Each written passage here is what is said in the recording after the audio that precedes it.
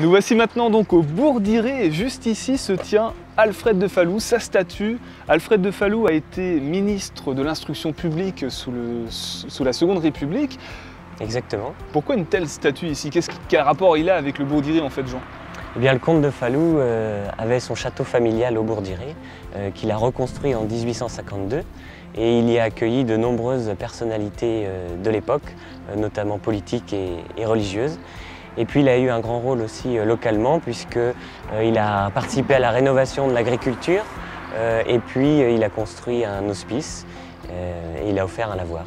Il a clairement contribué en fait au développement économique et social du bourg d'Iré. Exactement. Et donc en 1912, on lui a érigé une statue en remerciement de son rôle politique. Un peu plus loin là-bas, il y a un autre château et ça n'a rien à voir avec Falloux.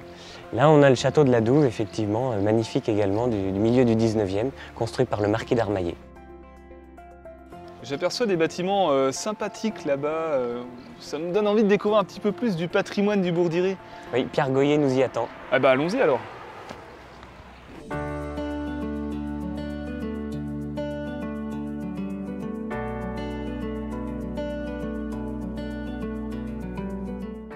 Pierre Goyer, bonjour.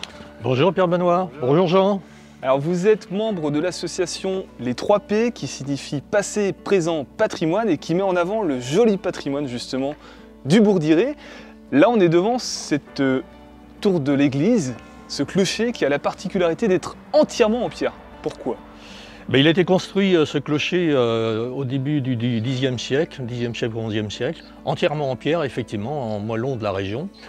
C'est une tour qui est construite sur un point de radiation. Ce clocher a eu plusieurs époques, c'est-à-dire qu'il a été brûlé par les Chouans en 1794, au mois de juillet précisément, parce que l'église contenait des cendres qui servaient à faire de la poudre noire. Il a aussi brûlé en 1845 et il a été reconstruit après. Et depuis, il a été réétanché et puis aux couleurs de la région. On a cette particularité d'avoir un clocher en parfait état, ainsi que l'église. Il était déjà en pierre? Il était déjà en pierre, il a toujours été en pierre, oui. Toujours été en pierre. Et sans ardoise sur le clocher. Pour l'anecdote, certains disent qu'il n'y a pas plus de belles filles au bourg d'Iré que d'ardoise sur le clocher. Bon, voilà, je leur laisse... Pas très sympathique. Voilà. Alors pourquoi ce clocher est resté en pierre alors que la plupart ont été remaniés, même l'église elle est encore dans son jus originel? Il est vrai que la deuxième partie du 19e siècle, les différents évêques d'Angers ont souhaité, suite à l'augmentation de la population dans les différentes paroisses, reconstruire des églises beaucoup plus grandes, peut-être plus brillantes parce qu'elles étaient en tuffeau. Mais ceci étant, M. de Falloux a catégoriquement refusé que l'église du bourg d'Iré soit détruite pour refaire une église en tuffeau. Grâce à Falloux encore une fois. Grâce à Falloux une fois de plus. Merci Alfred. Merci Alfred, on peut le dire, oui. Alors il y a une autre particularité que j'ai remarqué avec Jean en montant. Il y a des maisons qui ont des espèces de tours carrées sur les côtés, c'est quoi?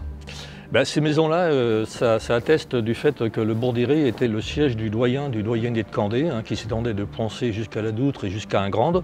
Ah oui. Et c'était quand même important. Et ce qui a amené aussi un certain nombre de fonctionnaires, en fin de compte. Des bourgeois. Des bourgeois, voilà. Qui avaient donc les moyens de se faire construire ce genre de maison avec des escaliers en vis à l'extérieur qui permettaient de desservir les différents étages. D'accord, donc c'est du prestige en fait. C'est du prestige, tout à fait. C'est un signe de richesse. Voilà, exactement. Mais peut-être que grâce à ça, le village a pu garder son charme d'antan, son histoire justement, Absolument. et éviter d'être entièrement dénaturé. Dénaturé. Et son patrimoine avant le 19e, exactement. Justement, moi, ça me donne envie de continuer cette petite balade. On y va? Oui, on y va.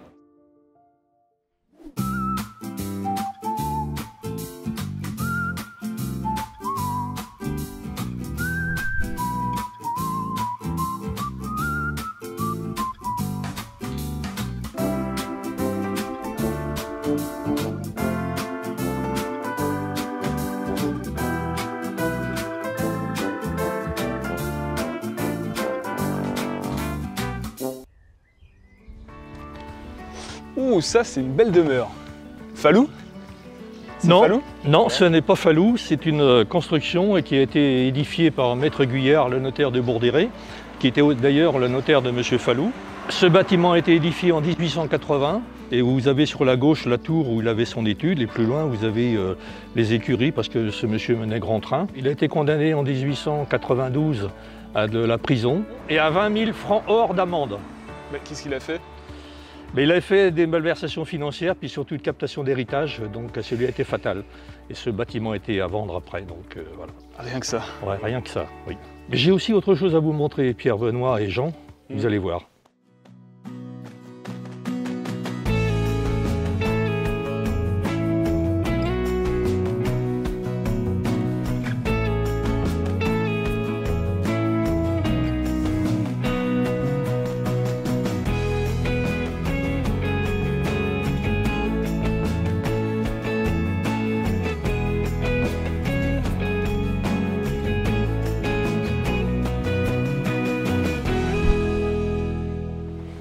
Ah oui, le lavoir du Bourg-d'Iré. Et d'ailleurs, il paraît que ce serait un des plus beaux du département.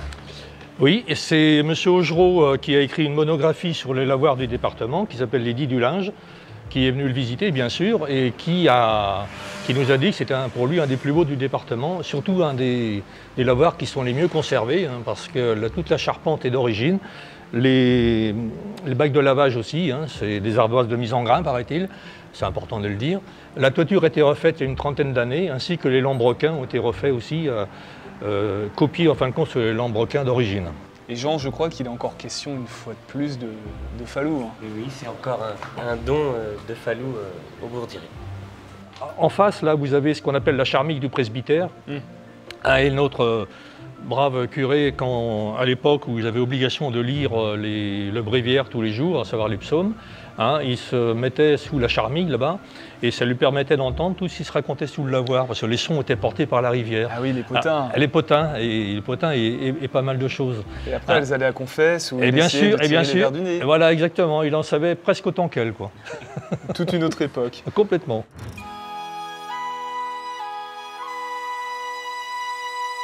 Merci Pierre Goyer et l'association Passé, Présent, Patrimoine du Bourg-d'Iré pour cette visite.